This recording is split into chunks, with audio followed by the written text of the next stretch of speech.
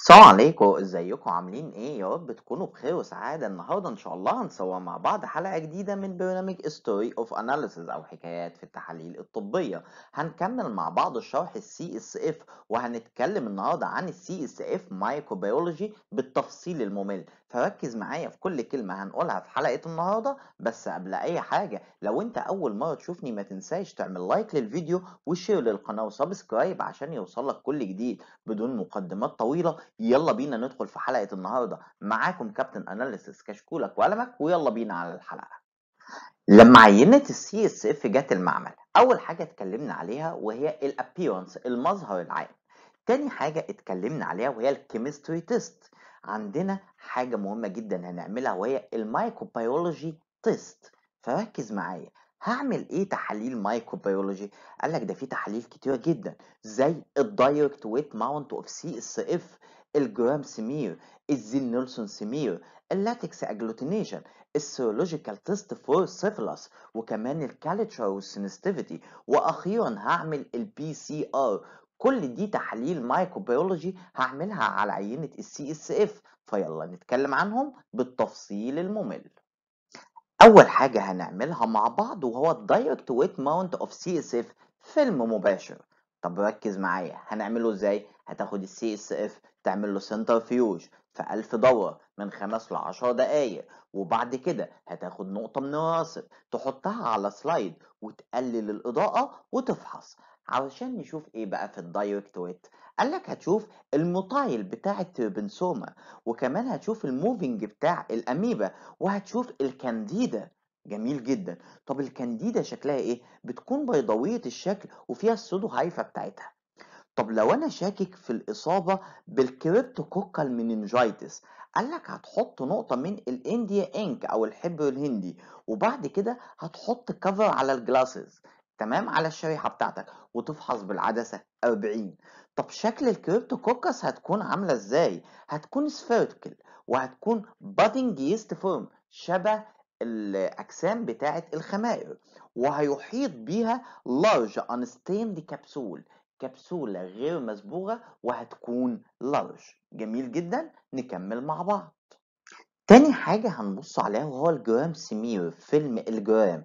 فركز معايا قوي، هنعمل امتى الجرام سمير؟ قالك لو جاتلك عينة السي اس اف وكانت كلها صديد، او نسبة النيتروفيل فيها عالية، اصل النيتروفيل بتعمل لي باسل. جميل جدا. طيب الجرام سمير بيكون إيجابي بنسبة 60% في البكتيريا المننجايتس. ركز في المعلومة اللي هقولها لك دي، عدم وجود البكتيريا، يعني البكتيريا مش موجودة في الجرام سمير، لا تعني عدم الإصابة بالبكتيريال انفكشن. يعني ممكن الجرام سمير يكون نيجاتيف وفي بكتيريال انفكشن. طب ازاي هعمل الجرام سمير؟ قال لك ركز معايا، هجيب السي اس اف، لو هو كلير ما فيهوش اي توربيديتي هعمل له سنترفيوج 1000 دورة لمدة 5 دقايق ل 10 دقايق. طب لو هو توربيديتي مش هحتاج اعمل له سنترفيوج. بعد كده هاخد دروب من السيديمنتيشن من الراسب واحطها على سلايد واسيبها تجف في الهواء تنشف، وبعد كده هعمل الجرام ستين بالطريقة اللي اتعودنا عليها، وبعد كده هفحص بالعدسة الزيتية عشان اشوف البكتيريال انفكشن. جميل جدا. كل نوع بكتيريا هيظهر بالوصف اللي انت شايفه قدامك. فالمننجو كوكاي بتكون جرام نيجاتيف، دايبيلو كوكاي لوكيتد انسايد نيتروفيل، هتلاقيها جوه خلية النيتروفيل. طب النمونيو كوكاي قال لك دي جرام بوزيتيف، دايبيلو كوكاي سراوند باي ان ستيند كبسول، بيكون حواليها كبسولة غير مصبوغة. طب الانفلونزا جرام نيجاتيف كوكوباسيلاي، والايكولاي بتكون جرام نيجاتيف روتس زي ما انت شايف في الصور قدامك. الجرام سمير واحد من الحاجات المهمة جدا في تشخيص الايه البكتيريال انفكشن. تعال اقول لك معلومة حلوة قوي، وهو الارتباط بين العمر والكائنات المسببة لالتهاب السحايا، association between age and organism causing meningitis. ركز معايا، الطفل اللي عنده 6 شهور ممكن ايه اللي يعمل له التهاب سحايا؟ قال لك بص يا سيدي، جروب بي ستريبتوكوكس، تمام، وكمان الشيشا كولاي، وكمان اللايزيريا. طيب لو عنده من 6 شهور ل6 سنين، قال لك الستريبتوكوكس نمونيا والنيزيريا مننجايتس والانفلونزا تايب بي وغيره من البكتيريا. طب لو عندك من 6 سنين ل60 سنة، قال لك النيسيريا مننجايتس والستريبتوكوكس نمونيا والهربس فيروس. طب لو أكبر من 60 سنة، قال لك الستريبتوكوكس نمونيا، الجرام نيجاتيف باسيلاي واللايزيريا. الجدول ده مهم جدا، وركز في كل كلمة فيه واكتبه في كشكولك بعد إذنك.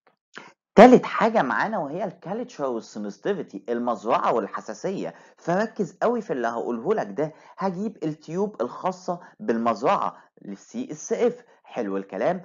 اوعى تحط العينة بتاعة المزرعة في التلاجة. ليه؟ قالك لان ده بيموت البكتيريا اللي بتعمل مننجايتس. طب احفظها فين لو انا مش هشتغلها دلوقتي؟ قالك تحفظها في درجة حرارة من 35 ل 37 في الانكيوبيتور في الحضان.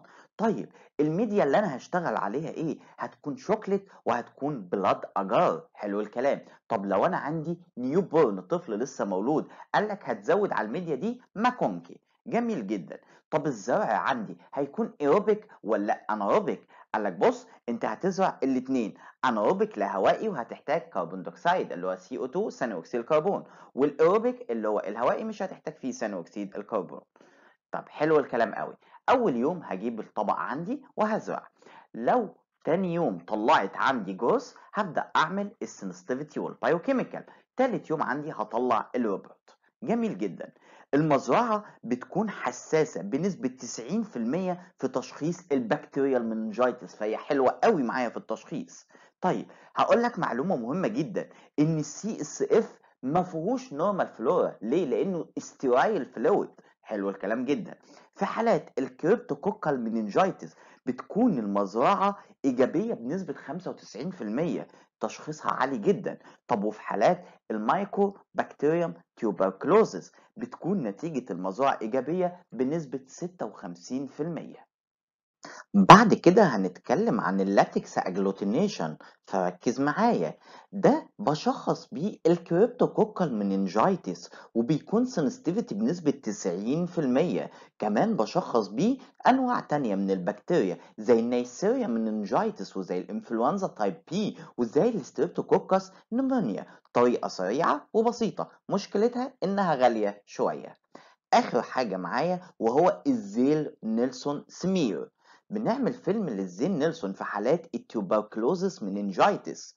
بص بقى، نسبة البكتيريا بتكون قليلة جدا في السي اس اف من التوبركلوزس مننجايتس، وعشان كده لازم استخدم صبغة الزيل نيلسون واعمل زيل نيلسون سمير. دي كانت حلقة النهاردة في السي اس اف مايكروبيولوجي. اتمنى الحلقة تكون مفيدة، ولو عجبتك الحلقة ما تنساش تعمل لايك للفيديو، شير للقناة وسبسكرايب عشان يوصلك كل جديد. كان معاكم كابتن اناليسيز، اشوفكم ان شاء الله في حلقة جديدة على خير.